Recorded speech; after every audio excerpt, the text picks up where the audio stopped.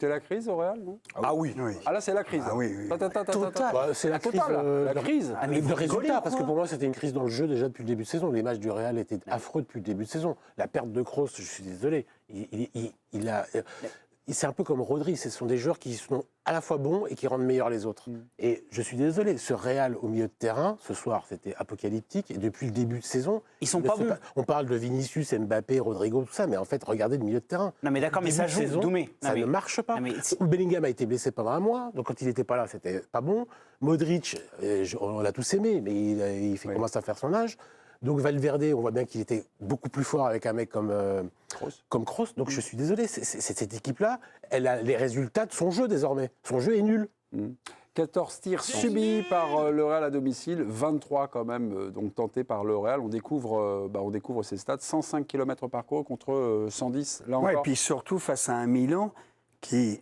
Moi, j'ai vu le match qui perd 2-0 chez eux contre Naples. Ils ne sont pas terribles en championnat. C'est une équipe moyenne. Elle se refait totalement la cerise après le Classico 4-0. Bon, moi, j'avais trouvé quand même le réveil. Tu dis ils sont nuls, mais ils ont mis 5-0 à Dortmund en deuxième mi-temps. Rappelez-vous. 2-0, 5-2. Non, mais... Ils ont mis 5-0. Moi, je ne les voyais pas. Et j'étais sûr qu'ils allaient battre Milan, sincèrement. La cote était faible sur les bookmakers et tout. C'était inimaginable de reprendre 3-1 et d'avoir des mecs en lambeaux. Cette équipe en lambeaux. Ancelotti va avoir des gros soucis, je vous le dis. Le Real qui, à ce moment-là de la saison, est en crise comme ça arrive quand même de temps en temps. Le Real, on donne rendez-vous quand même dans l'autre partie de saison, quand ils se seront qualifiés finalement pour... les huitièmes de finale de Ligue des Champions, quand ils reviendront sans doute sur le FC Barcelone au championnat. Je veux dire, je trouve que vous êtes assez catégorique dans votre jugement. Et la crise, ça voudrait dire donc que l'entraîneur est menacé. Je pense qu'il ne le sera pas. Donc, je veux dire, un petit peu de calme, un petit peu de patience, un peu de mesure par rapport. Ancelotti s'est dit ce soir préoccupé en conférence de presse. Un match qui survient dans un contexte suivant, avec notamment l'interview aussi de Karim Benzema et El Chinguirito qui évoque Mbappé. On va écouter donc Benzema, grand numéro 9 du Real, parler d'un faux numéro 9, Mbappé. Écoutez-le. Le problème pour moi, c'est que Mbappé n'est pas un avant-centre.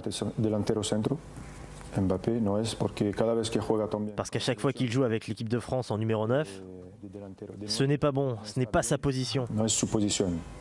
Mbappé doit se mettre en tête qu'il doit être un 9 et oublier le côté gauche. Mbappé sait qu'il y a beaucoup de pression au Real Madrid. Si vous ne marquez pas un but pendant 2 ou 3 matchs, ils vous tueront. Vous pouvez gagner le ballon d'or ou ce que vous voulez. Si vous faites 3 matchs sans marquer, encore une fois, c'est un problème. Il doit apprendre à vivre avec la pression, qui est très forte au Real Madrid. Il doit se mettre la pression à chaque match. Il doit marquer des buts. Ils t'ont fait venir pour marquer des buts seulement. Il a le niveau et il a tout pour y parvenir. Il fait pas mal de débats lorsque Mbappé se rapprochait du Real, quand il y a eu l'officialisation. Est-ce qu'ils ont acheté un joueur qu'ils avaient déjà? On a un peu la confirmation d'un spécialiste du poste, non, avec Benzema. Ce qu'il dit là, Benzema, je veux dire, tous les techniciens le voient, le disent depuis le début. C'est un achat plus marketing qu'un achat sportif, strictement sportif, parce que la formule gagnante, il l'avait déjà. Donc, et pour le coup, il n'avait pas d'un pur avant-centre, puisqu'il jouait avec Rodrigo et Vinicius devant et Bellingham qui les accompagnait. Ils n'avaient pas de véritable numéro 9. Ça ne les empêchait pas de tout gagner. Donc, ils se sont créés un problème avec Mbappé. Ce n'est pas non plus complètement exclu qu'ils puissent le résoudre un petit peu au fur et à mesure de la saison. Moi, je trouve qu'il devrait, en tout cas, Mbappé doit écouter avec beaucoup d'attention ce que lui dit Benzema. Parce que là, ce n'est pas un propos de chroniqueur sur un plateau de télé. C'est vraiment intéressant, quand même, le numéro 9 emblématique, 350 buts au milieu du Real. Il lui donne... C'est un avertissement qu'il lui lance, mais c'est aussi des conseils qu'il lui donne, des conseils qui me semblent bienveillants. C'est-à-dire, toi, tu dois dans ta tête faire ta mue et maintenant te considérer comme le numéro 9 du Real, que tu le veuilles ou non, c'est ta mission désormais. Donc c'est ça que tu dois intégrer. Oui, mais à la fois, il y a une mutation, mais à la fois il y a un constat. Et après, ça ne va pas se faire en claquant des doigts. Et mais il commence par dire qu'il n'est pas un numéro 9. Non, mais d'accord, mais il lui demande de devenir quelque chose qu'il n'est pas. Oui, mais on a vu déjà des joueurs se parce que Van Persie, quand Thierry Henry quitte Arsenal, Van Persie, qui n'était pas numéro 9, il jouait sur un côté, il devient le numéro 9 d'Arsenal. Il a les qualités en claquant des doigts, mais c'est venu. Après, ça dépend toujours pareil de la capacité d'Mbappé à intégrer, à travailler et à se sacrifier pour ça. Son jeu de haut but, ça vous fait penser que ça peut être un numéro 9? Doumé, tu parles de Mbappé comme si il était interdit qu'il progresse et qu'il comprenne des choses. Moi, je suis sidéré. Je suis sidéré que on dise Mbappé. Le problème, c'est sa position. En fait, le problème d'Mbappé, c'est pas sa position, c'est qu'il est en manque de confiance, en manque de réussite. Oui. Le match face au FC Barcelone en première période, ok, il est hors jeu, mais il les a les occasions, il les met les buts. Donc ça veut dire qu'il peut être bon dans l'axe, à droite, sur le côté gauche. Le débat de sa position, c'est un faux débat. Et ce que j'ai aimé dans les propos, de Karim Benzema, faut qu'il se réinvente, donc.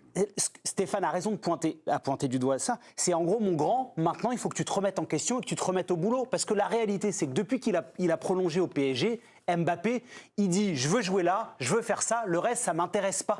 Et il faut qu'il comprenne qu'il peut être très fort en étant un autre joueur, tout simplement. Depuis qu'il est au Real, il a dit moi je jouerai à tous les postes de l'attaque. Et bien sûr, de jouer à droite, je jouerai à droite. Il n'y a plus du tout ce discours-là. Mais je pense et tu remarques ce soir qu'il fait quasiment tous ses appels désormais côté droit. Non mais d'accord, mais il a trois grosses occasions, dont 2 arrêts de Maignan. Dieu sait que parfois je peux être extrêmement sévère avec Kylian Mbappé parce que parfois il m'agace. Mais de penser qu'aujourd'hui le problème du Real Madrid c'est Kylian Mbappé, c'est une équation à résoudre offensivement. Mais au milieu et en défense, on a oublié Carvajal, il est blessé.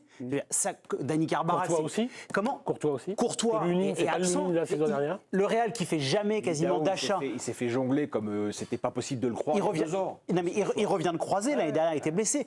Le Real qui fait jamais de panic buy, etc. Cet été, ils veulent acheter 3 joueurs entre un milieu de terrain et 2 défenseurs, potentiellement un latéral droit et un défenseur central. Donc il y a des carences dans cet effectif en termes d'équilibre au milieu de terrain et derrière qui s'ajoutent au problème d'intégration d'Mbappé. Mais Mbappé va devoir se remettre en question, mais ça fait 2 ans qu'on le demande. Ouais, vous avez tout dit, non, mais il a raison, c'est derrière, ça va pas. Vasquez n'est jamais un arrière-droit. Ce type-là jouait il y a 7-8 ans devant, ben, ils en ont pas. C'est un club qui est le plus riche du monde, car Javel, ils n'ont pas une doublure. Ils vont recruter au poste de latéral oui, mais bon, là, momentanément, ils pourraient mettre Nacho, il est parti aussi. Oui.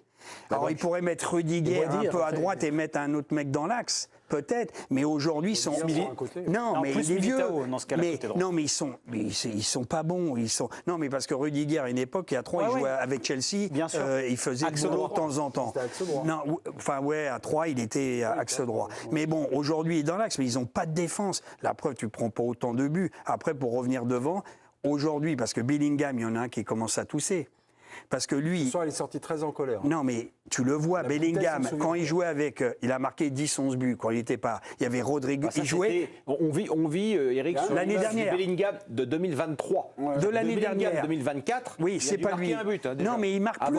Voilà. Non, mais tu sais aussi pourquoi? Parce qu'il jouait en 4-2, enfin en 4-3-1-2, Rodrigo et Vinicius, et Bellingham, il rentrait. Et là, aujourd'hui, il lui demande de défendre. J'ai vu Ancelotti, dans une conférence, il a dit Bellingham doit défendre, on a assez de mecs pour marquer.